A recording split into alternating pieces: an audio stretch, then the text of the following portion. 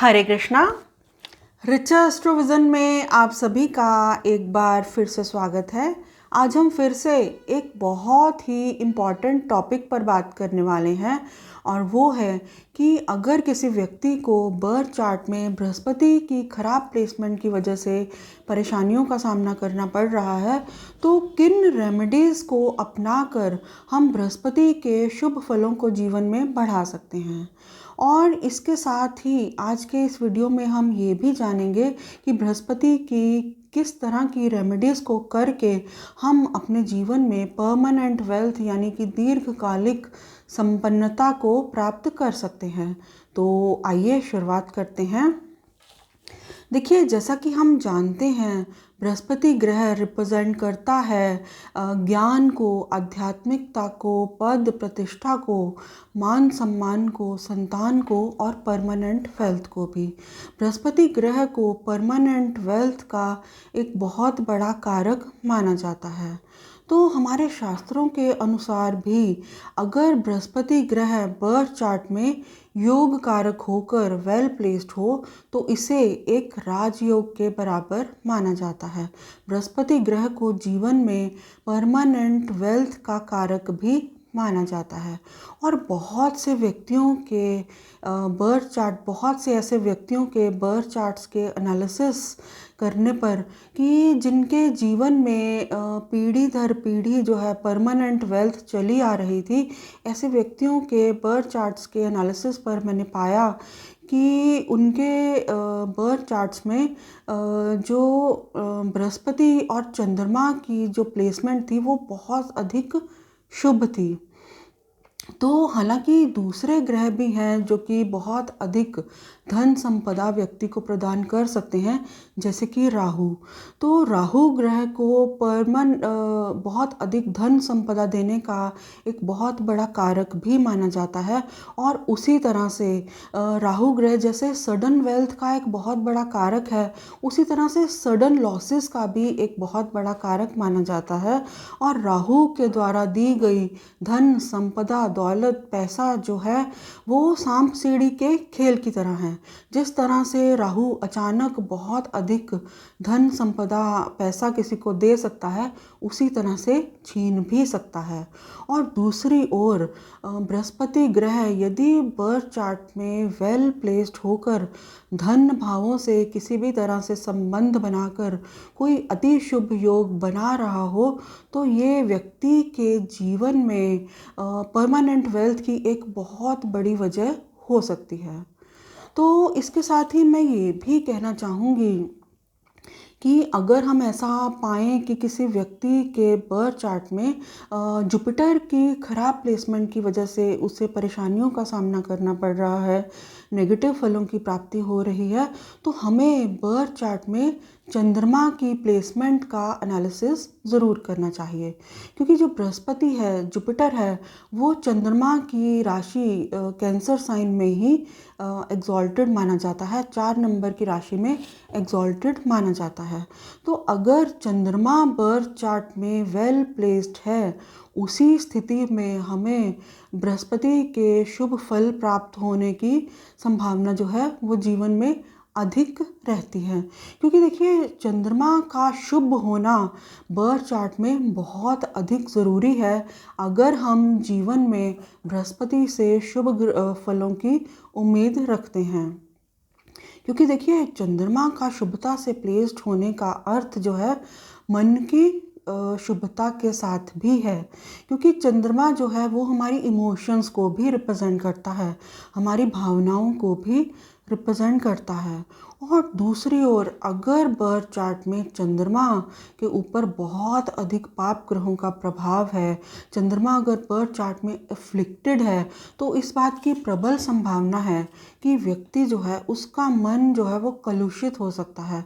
उसके मन में दूसरों को धोखा देने की प्रवृत्ति, कुटिलता की प्रवृत्ति जो है वो हो सकती है। और इस तरह से चंद्रमा के खराब होने की स्थिति में बृहस्पति ग्रह के शुभ प्रभावों में बहुत हद तक कमी हो सकती है।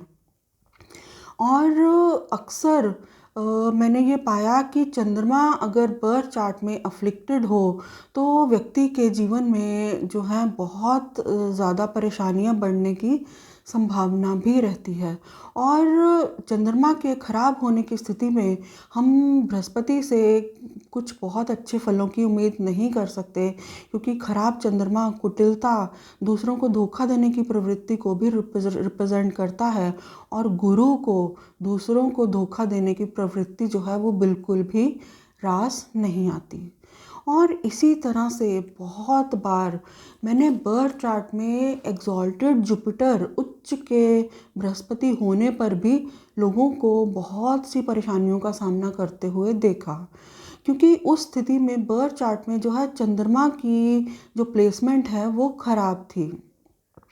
तो यदि चंद्रमा बर्थ चार्ट में वेल प्लेस नहीं है तो जुपिटर जो है वो शुभ फल देने की स्थिति में नहीं होगा। यानी कि अगर मन की शुद्धता नहीं है तो जुपिटर से हम अधिक शुभ फलों की उम्मीद नहीं कर सकते।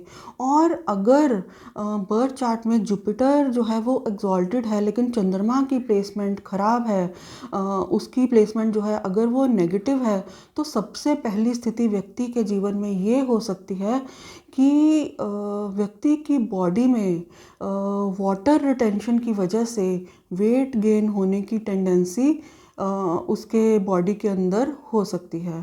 तो इस तरह से खराब चंद्रमा यदि बर्थ चार्ट में हो तो जुपिटर के शुभ फलों में बहुत हद तक कमी जो है वो हो सकती है। तो अब हम बृहस्पति ग्रह की कुछ एक अति प्रभावशाली रेमेडीज़ के बारे में बात करने वाले हैं, जिन्हें अपनाने से हमें बृहस्पति के शुभ फलों को बढ़ाने और जीवन में परमानेंट वेल्थ को प्राप्त करने में मदद मिल सकती है। हालांकि इन अति प्रभावशाली रेमेडीज़ के अलावा जुपिटर की दूसरी बहुत ही पावरफुल रेमेडीज़ हैं जो कि नक्षत्रों पर बेस्ड हैं, और वो इस बात पर डिपेंड करती हैं कि बृहस्पति ग्रह जुपिटर हमारे बर्थ चार्ट में किस नक्षत्र में प्लेस्ड है। तो ये जो नक्षत्र बेस्ड रेमेडीज़ हैं ये सभी व्यक्तियों के लिए अलग अलग हो सकती हैं।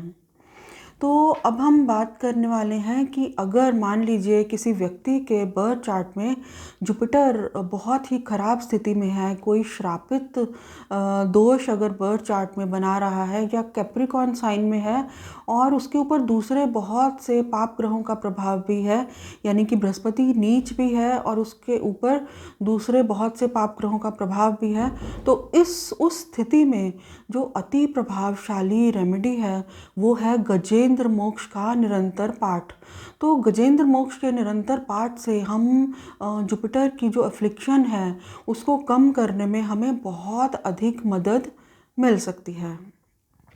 और इसके साथ ही हम एक अन्य प्रभावशाली उपाय की बात करें तो अगर हम बृहस्पति की शुभता को जीवन में बढ़ाना चाहते हैं तो हमें अपनी किसी भी फेवरेट फील्ड में, जिस भी क्षेत्र में हम जाना चाहते हैं, वहाँ पर हमें बहुत स्पेशलाइजेशन और परफेक्शन के साथ काम करने की ज़रूरत है। क्योंकि देखिए जो बृहस्पति हैं वो गुरु हैं और गुरु शब्द जो है वो अपने आप में ही बहुत बड़ा है, और देव गुरु बृहस्पति तो देवताओं के गुरु हैं। तो किसी भी काम को एक फॉर्मेलिटी से करके या एक काम चलाऊ तरीके से करके हम जो है अपने जीवन में बृहस्पति के शुभ फलों में वृद्धि नहीं कर पाएंगे। क्योंकि इस बात को हम इस तरह से भी समझ सकते हैं कि मान लीजिए क्लास में बहुत से स्टूडेंट्स हैं और उनमें से जो भी निरंतर हार्ड वर्क कर रहे हैं, बहुत परफेक्शन के साथ काम कर रहे हैं, निरंतर मेहनत कर रहे हैं, ऐसे स्टूडेंट जो हैं वो गुरु की नज़र में आ ही जाते हैं। तो किसी भी फील्ड में परफेक्शन और स्पेशलाइजेशन, निरंतर प्रयास और मेहनत बहुत ज़रूरी है अगर हम अपने जीवन में देव गुरु बृहस्पति की कृपा को चाहते हैं। और इसके साथ ही मैं ये भी कहना चाहूँगी कि बृहस्पति ग्रह जो है वो ज्ञान का कारक है। किसी भी नीडी स्टूडेंट्स की, ज़रूरतमंद गरीब विद्यार्थियों की हम किसी भी तरह से मदद कर सकते हैं, जैसे कि किताबों से या उनकी फ़ीस देकर, जैसे भी या जिस भी तरह से हम उनकी मदद कर पाएँ हमें ज़रूर करनी चाहिए और इससे भी बृहस्पति के शुभ फलों को बढ़ाने में बहुत मदद मिल सकती है। और इसके साथ ही बृहस्पतिवार के दिन किसी भी धार्मिक स्थान के ऊपर हम चने की दाल, हल्दी, पीले फल, पीली मिठाई आदि का दान भी कर सकते हैं। इससे भी बृहस्पति के शुभ फलों में वृद्धि होने की संभावना बनती है। वीरवार के दिन हम केले का पौधा भी लगा सकते हैं। केसर का तिलक लगाने से भी बृहस्पति के शुभ फलों में वृद्धि होने की संभावना बनती है। और इसके साथ ही हम बृहस्पति के बीज मंत्र का भी निरंतर जप कर सकते हैं। उससे भी बृहस्पति के शुभ फलों को बढ़ाने में बहुत मदद मिल सकती है। और आखिर में मैं ये कहना चाहूँगी कि हम किसी योग्य एस्ट्रोलॉजर की गाइडेंस से बृहस्पति के शुभ फलों को बढ़ाने के लिए पुखराज को भी धारण कर सकते हैं। तो इससे भी बृहस्पति के शुभ फलों को बढ़ाने में हमें बहुत मदद मिल सकती है। तो ये था मेरा छोटा सा विश्लेषण। अगर आपको मेरा ये वीडियो अच्छा लगा हो तो मेरे चैनल को सब्सक्राइब करें, मेरे वीडियो को लाइक करें। हरे कृष्णा।